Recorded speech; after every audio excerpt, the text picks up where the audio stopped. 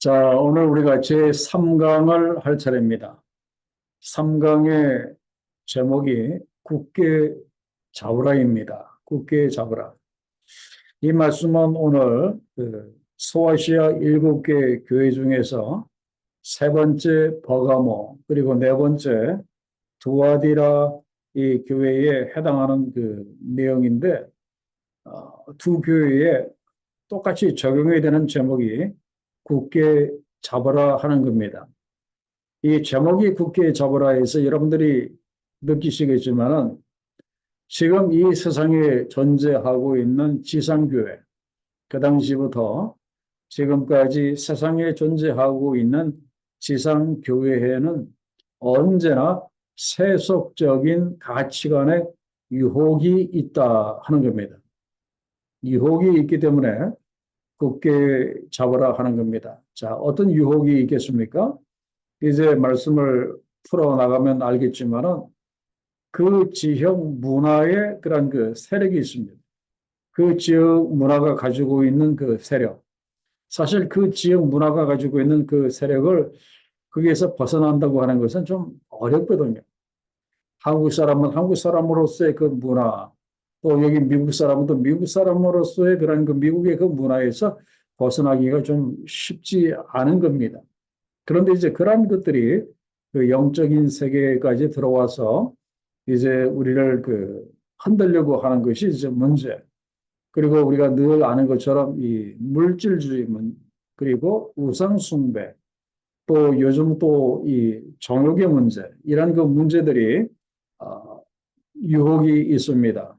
그 세속적인 가치관의 유혹이 있다는 겁니다.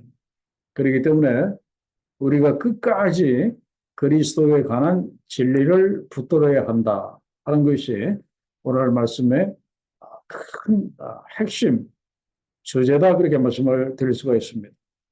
자, 오늘 12절의 말씀을 보겠습니다. 자, 예수께서 요한에게 버가모 교회의 사자에게 편지하라. 버가모 교회의 그 지도자들에게 편지하라. 그렇게 말씀을 하시면서 본인 자신을 어떤 분으로 소개하고 있습니까? 12절 하반절에 보면은 좌우에 날선 검을 가지신 이가, 좌우에 날선 검을 가지신 분으로 그렇게 소개를 하라고 말씀을 하고 계십니다. 자, 혹시 여러분들 기억하고 계십니까? 그 에베소 교회에게 편지하라고 할 때 예수님 자신을 어떤 분으로 그때 소개하라고 했었죠? 혹시 기억나십니까? 그 말씀에 보면은 오른손에 있는 7뼈를 붙잡고 7금 촛대 사이를 거니시는 이로 그렇게 소개하라고 했습니다. 이 이야기는 무엇인가 하면은, 자, 7뼈는 뭐라고 했습니까? 그 교회의 사자들, 교회의 지도자들이고, 그리고 7금 촛대는 바로 그 7교회를 말한다고 했습니다. 그러니까 교회 지도자들을 붙들고 그 교회 단위 사이로 다니시는 분으로 소개했다는 그 이유는 이 에베소 교회가 첫사랑을 잃어버리고 지금 이게 흔들리고 있는 이제 그런 그 상황입니다.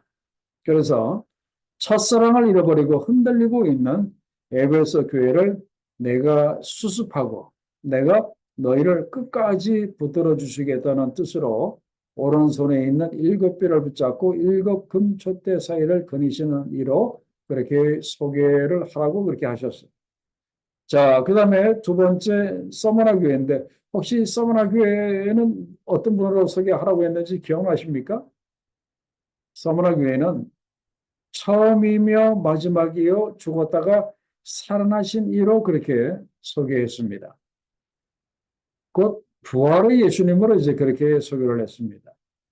왜 그랬는가 하면은 지금 이 서머나 교회가 굉장한 그 환란 가운데 있었기 때문에 그 환란 가운데 있는 그 성도들이 부활하신 예수님, 사망 권세를 깨뜨리시고 부활하신 그 예수님을 붙들고 승리하도록 하시겠다는 그런 뜻입니다. 그래서 부활의 근세를 가진 내가 너희를 붙들어 주겠다. 그래서 소문화 교회는 이제 그렇게 예수님 자신을 그렇게 소개를 했습니다. 자, 그러면 이제 세 번째, 오늘 버가모 교회에서는 예수님 자신을 좌우에 날성검을 가지신 이로 그렇게 소개를 하라고 했습니다. 그 7개 교회마다 예수님 자신을 소개한 내용이 다 틀립니다. 그죠? 자, 좌우에 날성검을 가지신 이가 이르시되, 참고 그 말씀을 보면은 좌우에 날성검을 가지신 이는 어떤 분이신가 하면은 권위와 능력을 갖춘 심판자의 모습을 말합니다. 권위와 능력을 가진 심판자의 모습. 그러니까 결국 이것이 무엇인가 하면은 심판하시겠다는 뜻입니다. 자, 어떤 자들을 심판하시겠다고요? 거기에 나와 있는 것처럼 버가모 교회를 영적으로 혼란스럽게 만드는 발람의 교훈을 따르는 자들과 그리고 니골라당을 따르는 자들을 어떻게 하시겠다? 심판하실 것을 지금 그렇게 말씀을 하고 계십니다. 자, 지난 시간에 우리가 이 내용을 잠시 보았는데, 자, 이 발람의 교훈이 뭔지 여러분들 아시죠? 그 발람의 그 교훈, 기억나십니까? 제가 이제 이번 문제에서도 제가 그 참고로 그렇게 말씀을 이렇게 드렸는데, 이 발람의 교훈은 한마디로 말씀드리면, 그 이스라엘 백성들로 하여금 우상 숭배하는 일에 타협을 하게 만든 자가 이 발람입니다. 처음에 이 모압의 이 발락이라고 하는 이 자가 이제 이스라엘 백성들이 자기네들 그 가까이 그렇게 오니까 저 위에 그러니까 그 바벨론에 있는 이 발람 선지자를 이제 불러가지고 이스라엘을 저주하게 합니다. 그런데 이제 하나님이 저주하지 못하도록 그렇게 막아서 이제 저주는 못했는데 끝에 가서 이 발람이 이 모압의 여자들 그러니까 모압의 그 우상 숭배에 관련된 여자들의 그 미인계를 통해서 이스라엘의 그 남자들을 이제 우상 숭배 그리고 이제 음행에 빠뜨리게 함으로 인해서 수만 명이 하나님의 그 심판을 받고 죽게 되는 그 일이 있었습니다. 그래서 그 발람의 교훈을 따르는 자들이 이 버가모 교회에 아직 있는 겁니다. 그래서 이번 문제에서도 제가 이렇게 말씀을 이렇게 드렸지만은 이 발람의 교훈은 한마디로 말씀드리면 우상 숭배에 뿌리를 둔 물질주의와 쾌락주의를 말한다. 그렇게 말씀을 드릴 수가 있습니다. 그래서 이 교회 안에 우상 숭배에 뿌리를 둔 물질주의, 쾌락주의, 우상을 은근히 그렇게 숭배를 그렇게 하면서 쾌락을 즐기고 그리고 그걸 통해서 돈도 벌고 하는 이런 그 물질주의가 이 어느 교회? 버가모 교회 안에 있었었다 하는 겁니다. 그리고 또 한 가지는 이게 뭡니까? 그 니골라당이라고 나와 있는데 니골라당은 아주 그 위험한 그런 아주 그 위험한 걸 가르치는 그 당이었습니다. 이 니골라당은 인간 구원에 있어서 육체적인 범죄는 구원에 영향이 없다 그렇게 가르쳤어요. 자, 믿고 구원받은 그 사람은 영적으로 구원을 받았기 때문에 육신적으로 아무리 죄를 범해도 영적인 구원에 전혀 영향을 미치지 않는다. 그러니까 네 마음대로 사십시오 하는 것이 이 니골라당이에요. 아주 위험한 이런 교훈들, 이런 것들이 있었습니다. 그래서 이 발람의 교훈을 따르고 그리고 니골라당의 교훈을 따르는 자들을 내가 심판을 하겠다. 그렇게 말씀을 하시는데 그 심판자의 그 모습이 아주 무시무시하게 말씀을 하십니다. 권위와 능력을 갖춘 심판자의 그 모습인데 자, 어떤 칼을 가지셨다고 했습니까? 좌우에 날성검을 가지셨다고 말씀을 하셨는데 이 날성검은 찔러 쪼개는 칼입니다. 찔러 쪼개는 칼. 이 찔러 쪼갠다고 하는 것은 바로 예수께서 그러니까 우리들의 그 마음, 우리가 속으로 무엇을 생각하고 무엇을 그렇게 추구하고 있는지 아주 작고 세밀한 작은 것까지도 다 찾아서 찔러 쪼개시는 이제 그런 분이시다 하는 것을 지금 말씀을 하고 있어요.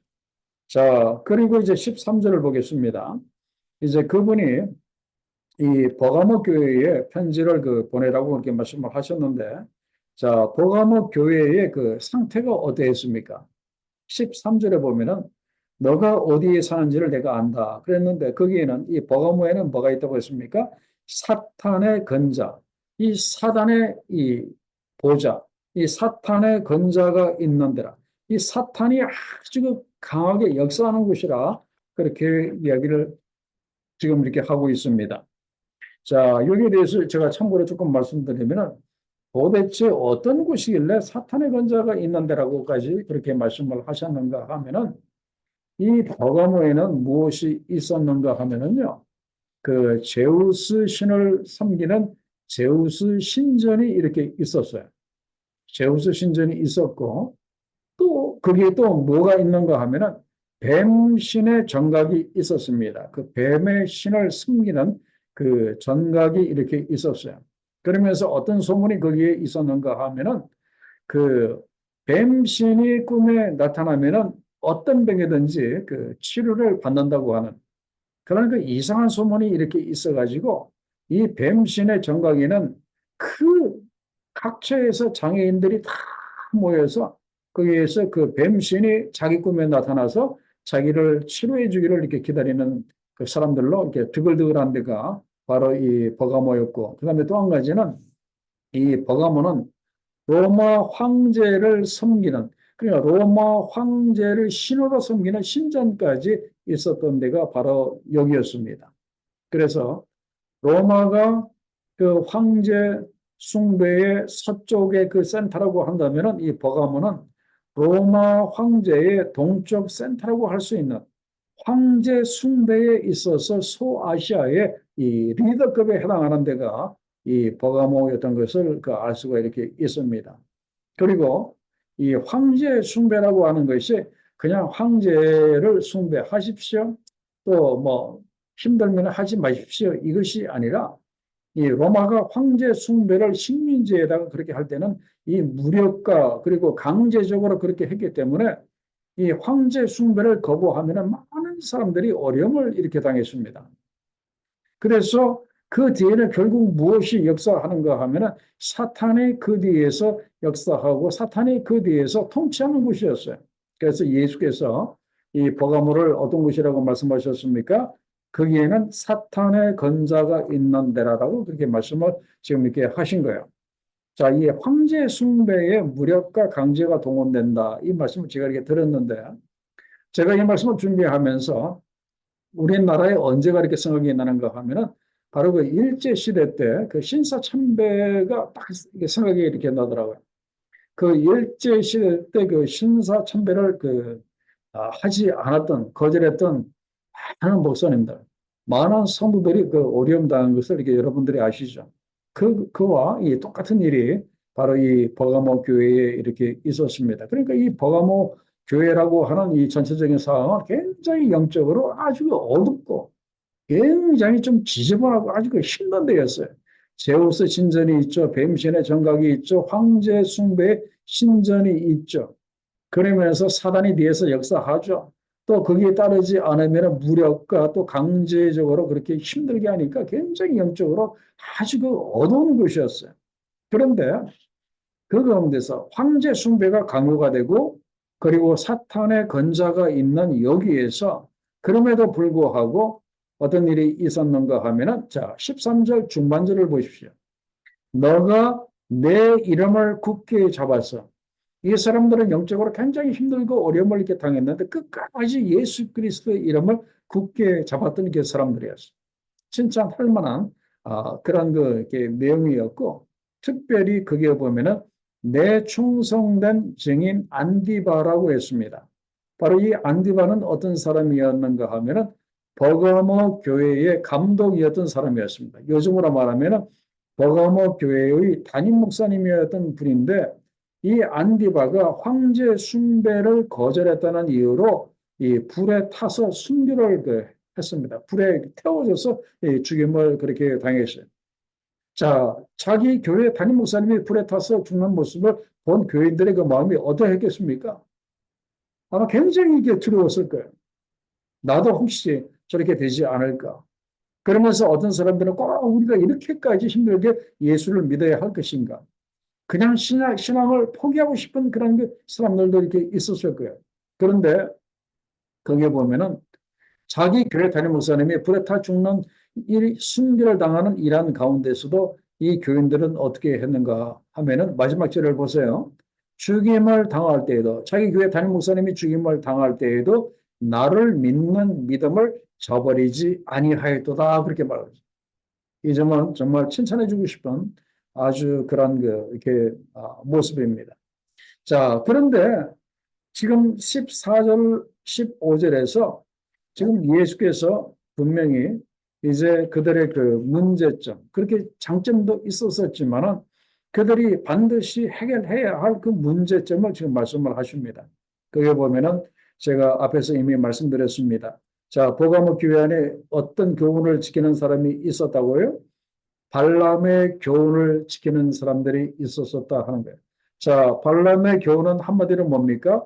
우상 숭배의 뿌리를 둔 물질주의와 쾌락주의라고 했습니다. 그토록 우상을 숭배하면서 쾌락을 이렇게 즐기고요. 그러면서 또한 이 물질주의에 그런 그 빠져 있는 그런 그 사람들이 그 버가모 교회 안에 이렇게 있었어요. 그리고 또 한 가지 15절에 보면은 니골라당의 교훈을 지키는 자들이 있었었다 하는 겁니다. 이 사람들은 바로 그거죠. 그리스도를 영접해서 영적으로 구원을 받았으면은 육체적으로 아무리 범죄를 해도 그 육체적인 범죄로 인해서 우리가 구원에서 떨어지지 않는다는 그런 그 주장. 그러니까 이 발람의 교훈, 그다음에 니골라당의 이 교훈은 아주 위험한 그야말로 사단이 역사하는 강하게 역사하는 이제 그런 그 교훈이 그런 것들이 이 버가모 교회 안에 있었기 때문에 이 버가모 교회 교인들이 영적으로 아마 제가 보기에 아마 굉장히 힘들었던 것 같아요. 영적으로 혼란스럽고 힘들고 그래서 그 다음 질문을 보면은 발람의 교훈에 근데 이 질문을 조금 이렇게 바꿔주셨으면 이렇게 좋겠어요. 그 니골라당의 교훈과 발람의 교훈에 흔들리는 자들은 어떻게 해야 하는가 하는 거예요. 그 두 가지 그런 그 사단의 교훈에 흔들리는 자들은 어떻게 해야 하는가? 어떻게 해야 하겠습니까? 답은 오직 하나입니다. 16절에 그러므로 회개하라 그랬어요. repent, 회개하라. 회개하라는 것은 그 자리에서 돌아리게 서라는 거죠. 그 발람의 교훈을 따르고 니골라당의 교훈을 따르는 그 자리에서 완전히 180도 돌아서라는 이제 그런 말씀이에요. 그런데 그렇게 하지 아니하면은 어떻게 하시겠다? 예수께서 그들에게 속히 가서 내 입의 금으로 그들과 싸우리라 그렇게 말씀하셨어요. 이거는 그 너희를 찔러 쪼갤 것이다 그런 말씀입니다. 발람의 교훈을 따르고 니골라당의 그 교훈을 따르는 자들을 어떻게 해요? 찔러 쪼개는 심판을 하시겠다 그렇게 말씀을 하십니다. 그러면서 17절에 기 있는 자는 영적으로 깨어 있는 자들은 성령이 너희 교회들에게 하시는 말씀을 반드시 들으라라고 이야기를 합니다. 그러면서 그 성령이 교회들에게 하시는 그 말씀이 어떤 말씀인가 하면은 17절 중반절 이하의 그 말씀이에요. 이기는 자에게는 내가 감추었던 만나를 주겠다. 그리고 또 흰돌을 주겠다. 그런데 그 흰돌 위에 새 이름이 기록한 것을 너희가 볼 것이다. 그런데 그 이름은 그 돌을 받는 사람만이 그 이름이 어떤 이름인지 알 것이다. 그렇게 말씀을 하고 이렇게 있습니다. 자, 그러면은 이제 여기서 생각할 것이 무엇인가 하면은 자, 이기는 자라고 했습니다. 이 이기는 자는 어떤 자겠습니까? 바로 발람의 교훈과 그리고 니골라당의 교훈에 흔들리지 않는 사람들. 끝까지 믿음을 지키는 그 사람들에게 만나와 흰돌과 그리고 새 이름을 주겠다. 그렇게 말씀을 지금 이렇게 하고 계시는데 그 참고로 드린 말씀에 보면 여러분들이 아마 보셨을 거예요.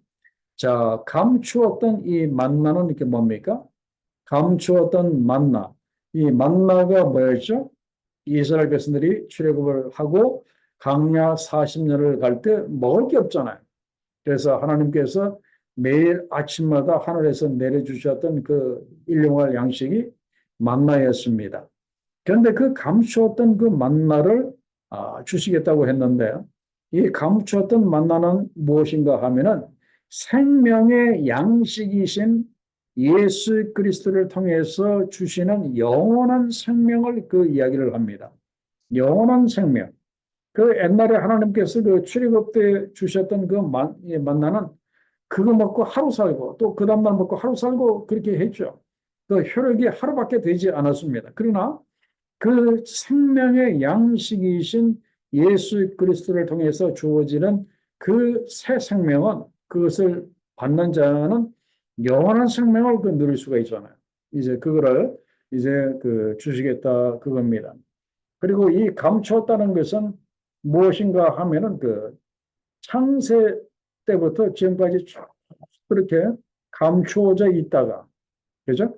아, 이제 드디어 그 예수 때 확실히 이제 그것이 드러나면서 진짜 만나는 바로 예수 그리스도를 통해서 주시는 영원한 생명이라고 하는 것을 지금 말씀을 하고 계시고 그다음에 이 hin들은 무엇인가 하면은 신앙의 정절을 지킨 승리자들에게 주시는 상급을 이야기를 합니다. 상급. 그리고 조금 더 구체적으로 말씀드리면 영광스러운 하나님 나라의 잔치에 참여케 하는 상급이다. 그러니까 하늘나라의 그 잔치에 들어갈 수 있는 이제 그런 그 상급. 자, 그 다음에 새 이름을 보면은요. 자, 그 받는 흰돌 위에 새 이름이 기록되어져 있다 그랬습니다.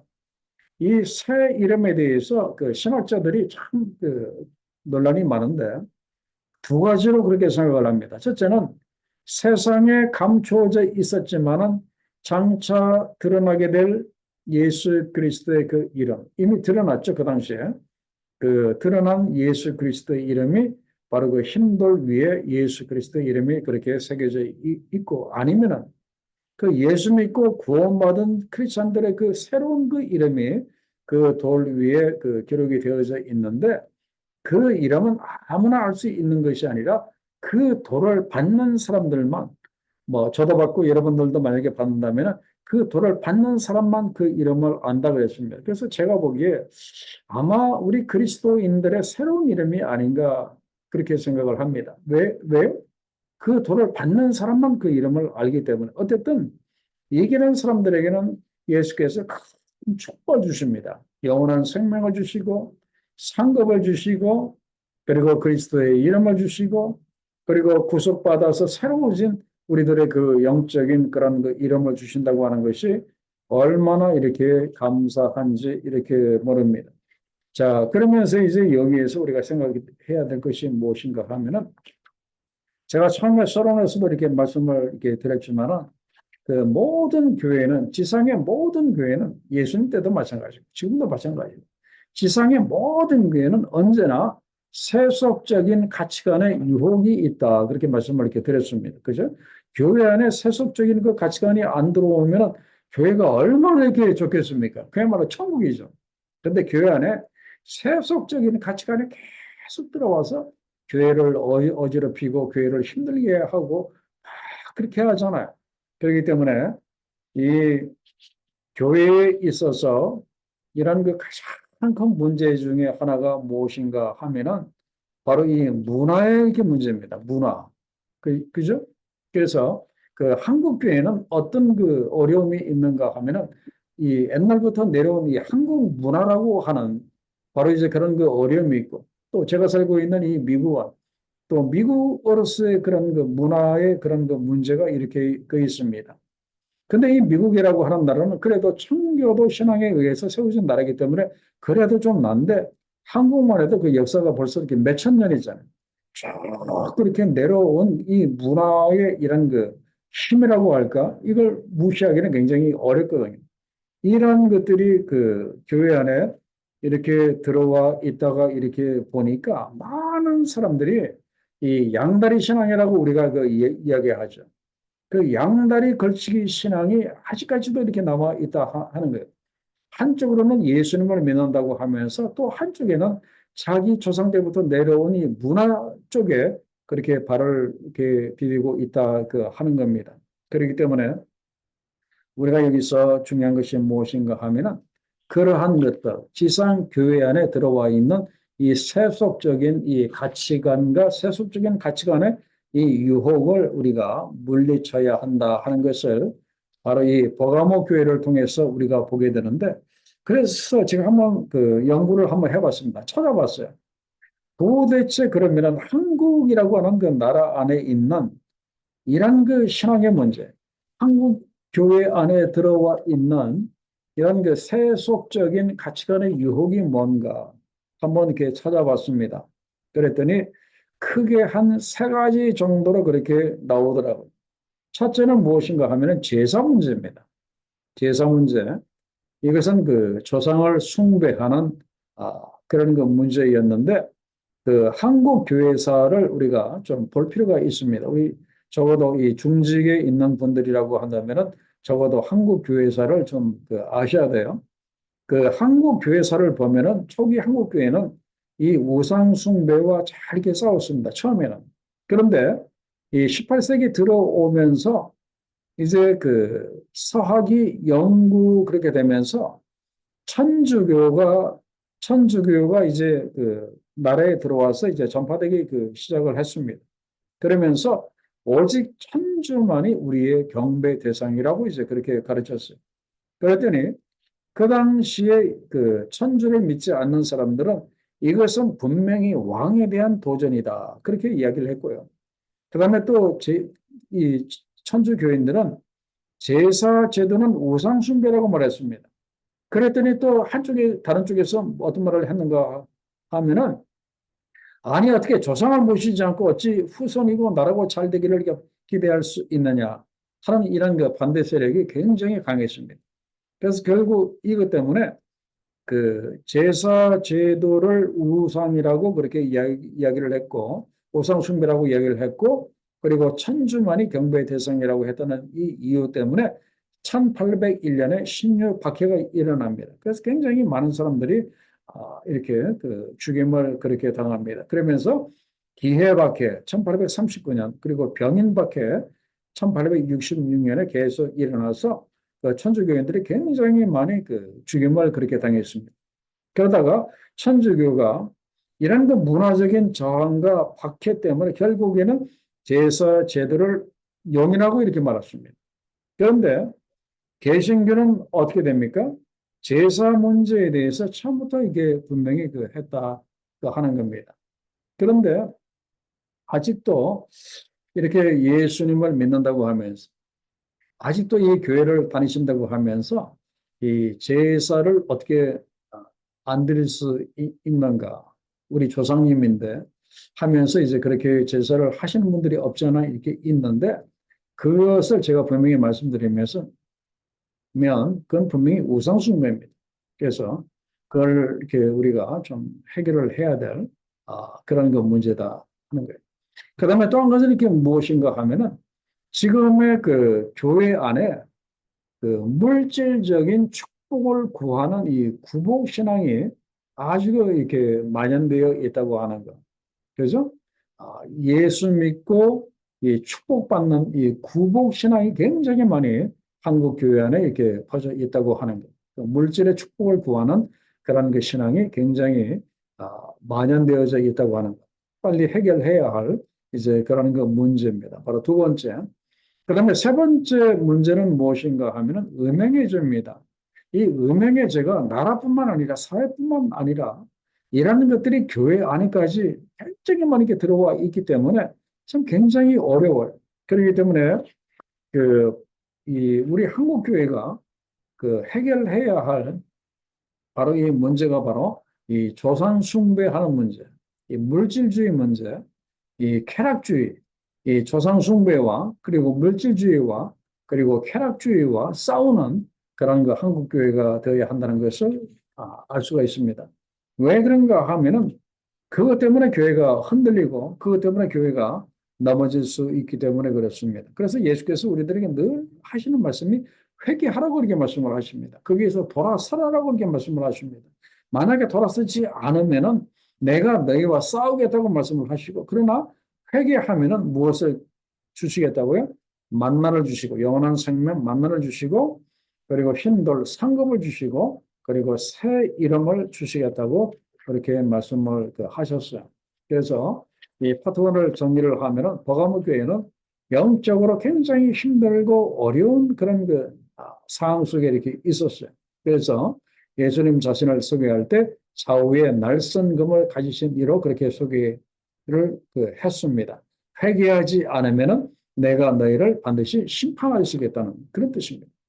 자, 그다음에 파트 2를 봅니다. 자, 이세벨을 용납하지 말라 그랬습니다. 자, 이제 교회가 어떤 교회죠? 거기 보면은 에베소, 서머나, 버가모, 그다음에 네 번째 두아디라 이제 교회입니다. 그 지도를 한번 보세요. 에베소, 서머나, 버가모 이제 오른쪽으로 이렇게 내려오면서 두아디라 그 교회를 지금 그 이야기를 하는데, 자, 두아디라 교회에다가 그 편지할 때는 예수님 자신을 어떤 분으로 소개하라고 했습니까? 그 눈이 불꽃 같고 그 발이 빛난 주석 같은 하나님의 아들로 그렇게 소개하라고 했습니다. 도대체 이것이 무슨 뜻인가? 자, 참고로 드리는 그 말씀에 보면은 눈이 불꽃 같고 이 눈이 불꽃 같고 막 눈에서 막 불이 확 나오는 이제 그런 모습. 눈이 불꽃 같고 그리고 그 발이 빛난 주석과 같은 그리스도의 그 모습은 어떤 모습인가 하면은 무엇을 염두에 두고 그렇게 경고를 하셨는가 하면은 그 당시에 이 두아디라 안에는 그 태양신이었던 그 아폴로신을 이들이 숭배했습니다. 그리고 거짓 예언자 이세벨이 이렇게 있었어요. 그래서 그 태양신 아폴로를 섬기고 거짓 예언자 이세벨이 있었기 때문에 그것을 염두에 두고 경고하시는 것으로서 내가 너희들의 그 우상 숭배와 너희들의 영적인 그 행함에 대해서 내가 반드시 심판하시겠다고 하는 이제 그런 그 사실을 암시를 하고 이렇게 계십니다. 자, 그리고 이 두아디라 교회에 대해서 제가 잠시 말씀을 이렇게 드리겠습니다. 두아디라 그러면은 생각나는 사람이 누굽니까? 바로 그 사도행전에 보면은 그 사도 바울이 그 루디아를 만나잖아요. 그 루디아가 그 자주장사 그 루디아를 만나는데 그 염려 행상을 했던 그 루디아를 만나는데 이 루디아가 이 두아디라 교회 이렇게 출신이었던 그 사람이었어요. 그런데 이 두아디라 그 지역에는 우상 숭배가 아주 극심했던 그 곳이었어요. 특별히 그 남신과 여신을 섬기는 그 악한 풍습이 이렇게 있었어요.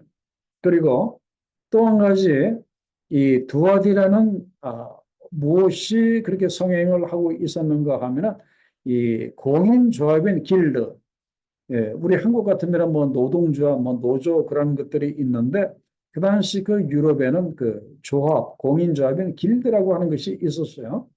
그런데 그 조합 중에서 이 염류 조합이 굉장히 강했습니다.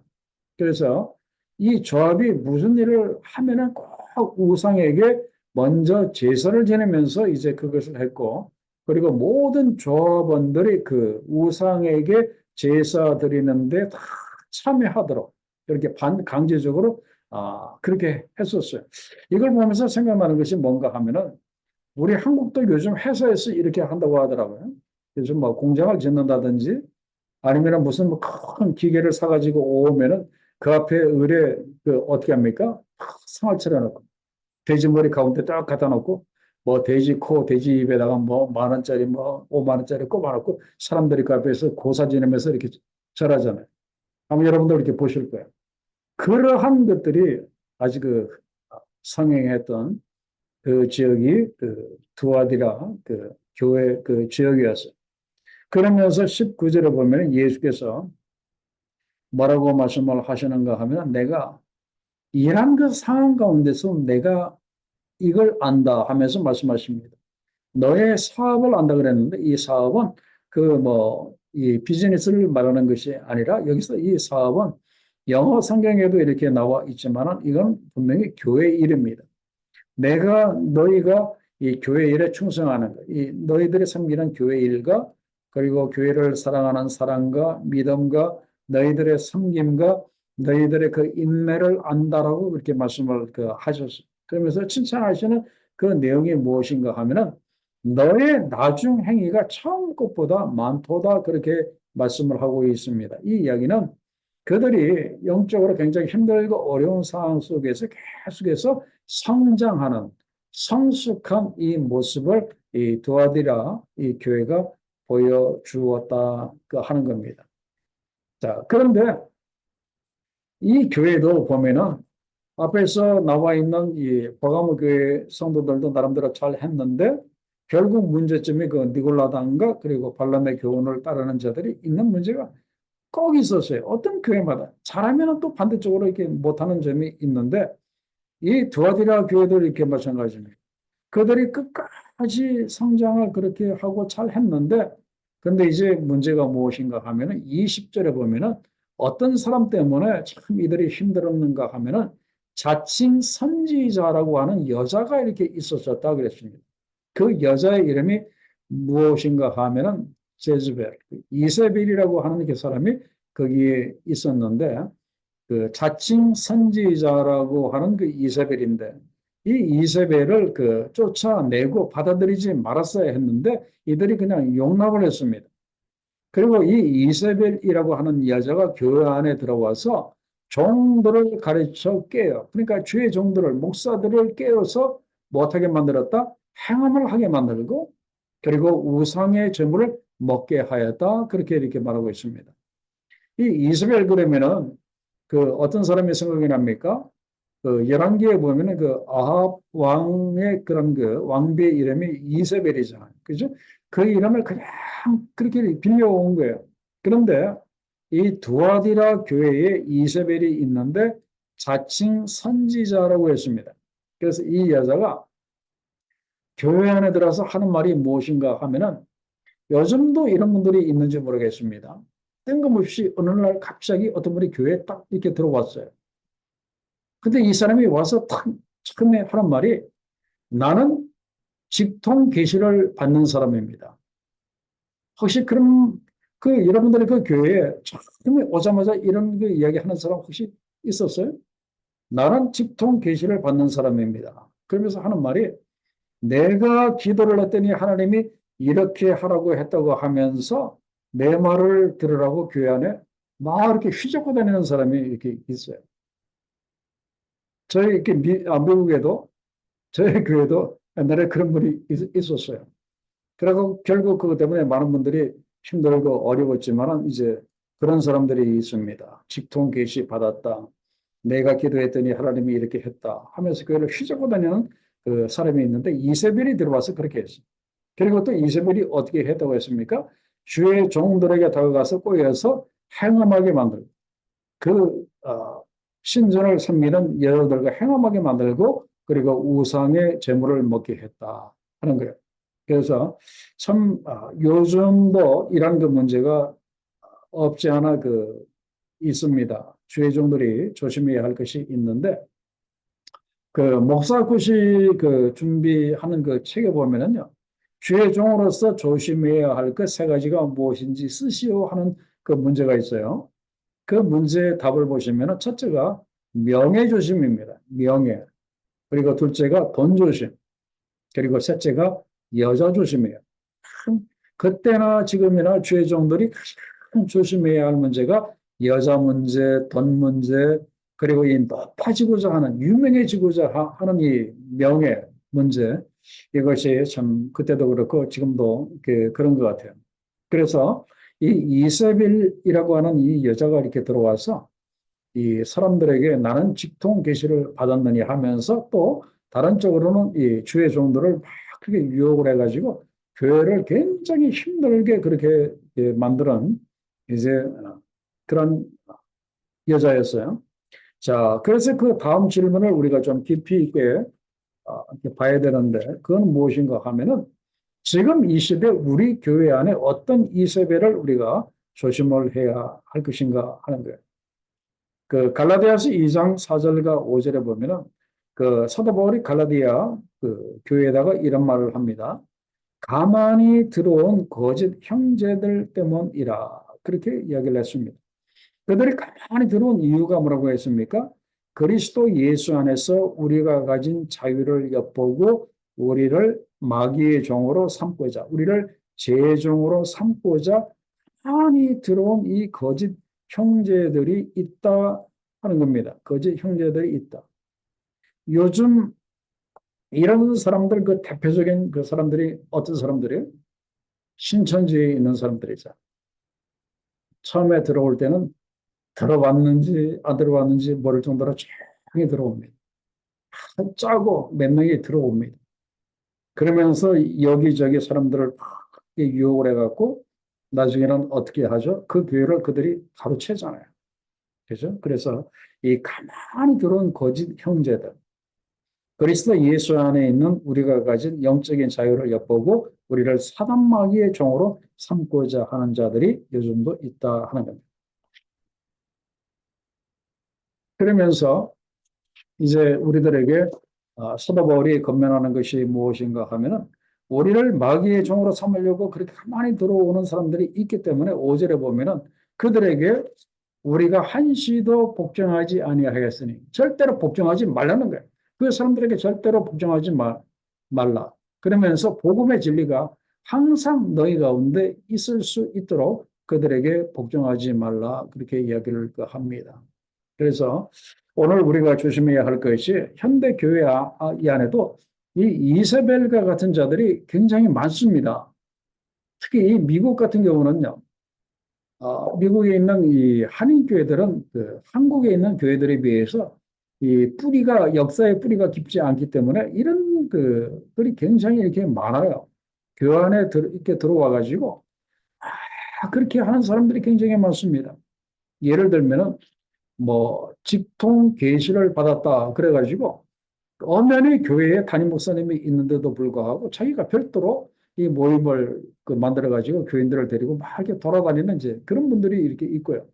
그 다음에 또 한 가지 자기가 무슨 뭐 신통한 해법이라도 가지고 있는 듯이 사람들을 데리고 다니면서 우리가 뭐 기도원에 뭐 기도하러 가야 된다, 뭐 산에 기도하러 가야 된다 그렇게 하는 사람들이 있어요.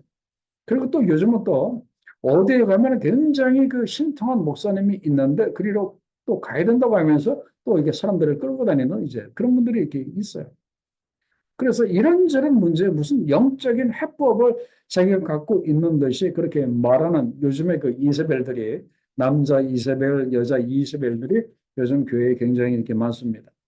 그렇기 때문에 우리가 조심을 해야 할 사람이 누구인가 하면은 한마디로 말씀드리면은 교회에 처음 오자마자 자기가 마치 구세주인 것처럼 그렇게 행동하는 사람 조심해야 돼.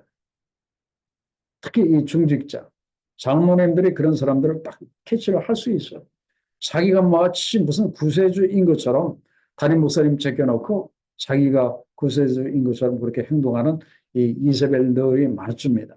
이걸 우리가 조심을 해야 한다 하는 거예요. 그래서 이 이세벨과 같은 영향을 주는 자들이 회개하지 아니하면은 어떻게 한다고 했습니까? 거기에 보면은 뭐라고 말씀을 하시는가 하면은 21절에 그래도 예수께서는 그 이세벨과 같은 영향을 주는 자들을 불쌍히 여기셔서 그들에게 회개할 기회를 주고요. 그리고 자기의 음행을 회개할 그 기회를 이렇게 줍니다. 그런데 그들이 회개하지 아니했어요. 그럴 경우에 내가 어떻게 하겠다? 내가 그를 침상에 던질 터이요라고 그렇게 말하고 있습니다.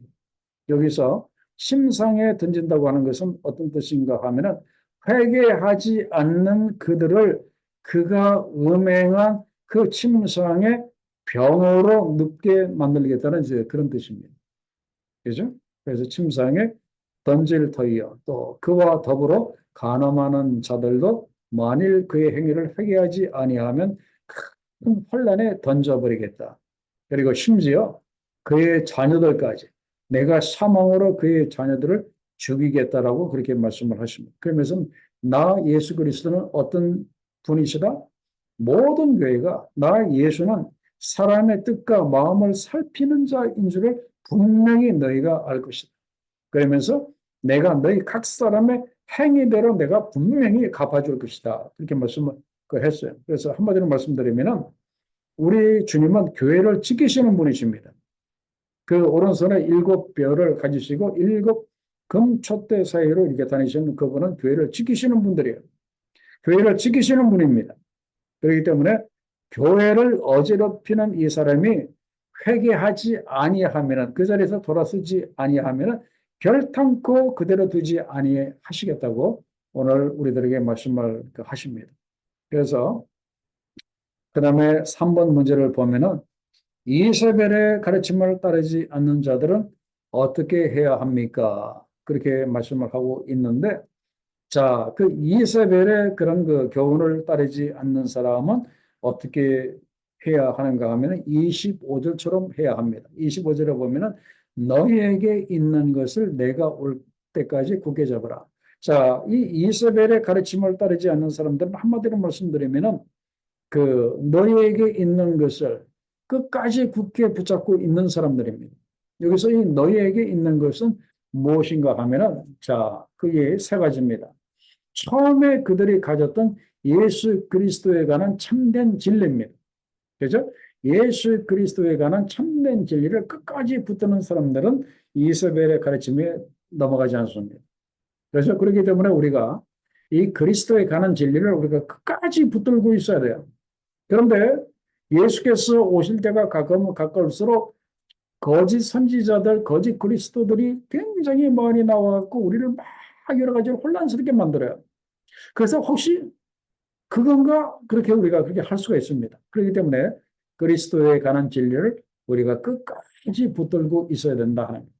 그다음에 두 번째는 그 소망입니다. 이 소망은 어떤 소망인가 하면은 예수 그리스도에 대한 소망. 다시 재림의 왕으로 재림의 주로 오실 예수 그리스도에 대한 소망을 우리가 끝까지 붙들고 있어야 된다 하는 거예요. 그다음에 세 번째는 특권. 어떤 특권이죠? 예수 그리스도를 믿는 그리스도인으로서의 그 특권. 그리스도인으로서의 이런 그 특권. 그래서 우리가 끝까지 붙들어야 할 것이 바로 이 세 가지입니다. 그 그리스도에 관한 진리. 그죠? 이 복음 진리. 그죠? 복음. 그다음에 두 번째는 예수님에 대한 그 소망. 그리고 믿는 자로서의 이 특권. 이 세 가지를 우리가 끝까지 붙들고 있어야 돼. 그래서 그래야 이세벨과 같은 자들이 나와서 아무리 나를 흔들어도 우리가 흔들리지 않게 이렇게 됩니다. 자, 그다음에 또 한 가지 보도록 하겠습니다.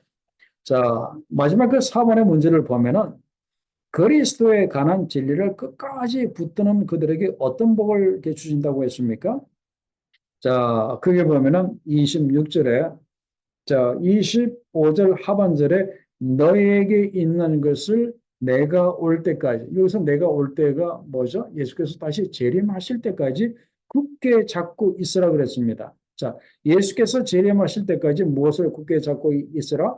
크게 말씀드리면 예수 그리스도에 관한 진리를 끝까지 붙들고 있으라 그렇게 말씀을 하십니다. 그런 자에게 무엇을 주시겠다? 어떤 복을 주시겠다? 26절에 만국을 다스리는 권세를 주시겠다. 당연히 우리가 만국을 다스리는 권세를 받죠.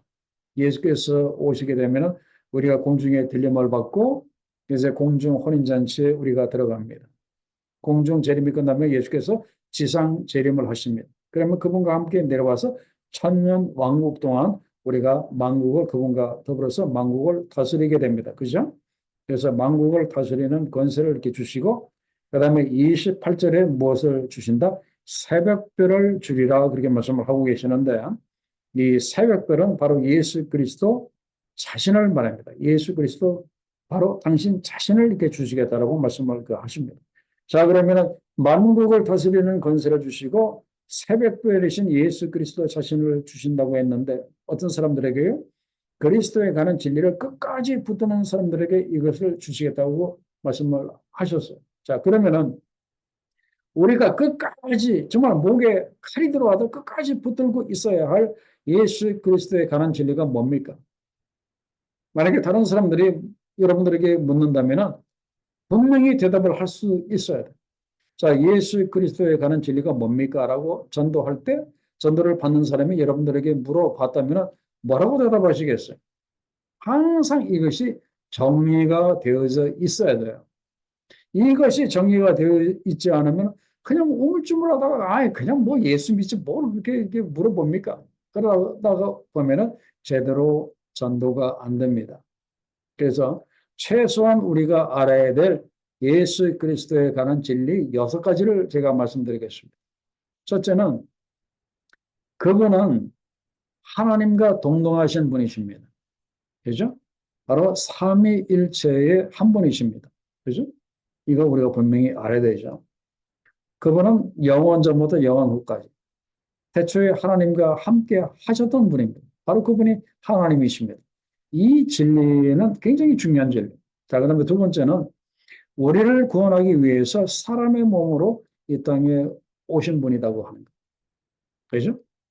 우리를 구원하시기 위해서 인간의 모습으로 이 땅에 오신 분이다 하는 것. 그다음에 세 번째는 우리를 대신해서 십자가의 죽으심으로 우리의 죄가 용서받았다 하는 것. 그죠? 우리를 대신해서 십자가의 죽으심으로 우리의 죄를 용서받도록 하신 분. 그죠? 이것도 우리가 아주 중요한 바로 십자가 구원의 복음이죠. 가장 중요한. 그죠? 그다음에 네 번째는 뭡니까? 3일 만에 부활하심으로 우리를 가장 힘들게 하는 사망과 죽음의 권세를 깨뜨려 주신 분이라고 하는 것. 이거 여러분들이 꼭 알고 계셔야 돼요. 그죠? 우리의 재산뿐만 아니라 우리를 힘들게 하는 죽음의 권세를 깨뜨려 주신 분이라고 하는 것. 이걸 우리 꼭 기억을 해야 돼요. 그리고 다섯 번째는 그분이 부활하시고 난 다음에 어떻게 하셨어요? 승천하셨죠. 승천하심으로 우리에게 천국의 소망을 주신 분. 천국에 가서 영원히 살 소망을 이렇게 주신 분. 그죠? 이 진리를 우리가 알아야 됩니다. 자, 예수께서 승천하셨는데, 자, 그 다음에 하실 일이 뭡니까? 마지막으로 하실 일이 바로 재림하시는 거예요. 그분이 재림하셔서 우리를 영접하기 위해서 다시 오신다고 하는 거예요. 그죠? 이걸 우리가 꼭 기억을 해야 돼요. 뭐 7개까지 뭐 한다면 이 땅에 오셔서 이 땅을 뭐 이렇게 천년 왕국 뭐 그렇게 통치하시는 것까지 생각을 할 수가 있겠죠. 그래서 하나님과 동등하시고 우리를 구원하기 위해서 사람의 모습으로 오셨고 우리들을 대신해서 십자가에서 죽으셨고 3일 만에 부활하심으로 사망과 죽음의 권세를 깨뜨려 주시고 그리고 승천하심으로 우리들에게 천국의 소망을 주시고 그리고 우리를 천국으로 다시 데려가기 위해서 이 땅에 다시 오신다고 합니다. 이러한 그리스도에 관한 진리를 우리가 끝까지 우리가 붙들고 있어야 된다 하는 겁니다. 이것만 확실해도 우리가 나가서 전도하는데 전혀 이게 문제가 없습니다. 이걸 우리가 확실히 해야 되고. 이런 사람들에게 만국을 다스리는 권세를 주시고 그리고 새벽별이신 예수 그리스도 자신을 주신다. 그렇게 말씀하고 계십니다. 자, 결론 및 적용을 보도록 하겠습니다. 결론 및 적용은 제가 서론에서도 이렇게 말씀을 이렇게 드렸지만은 지상의 교회에는 언제나 어떤 유혹이 있다고 했습니까? 세속적인 가치관의 유혹이 있다고 했습니다. 그죠?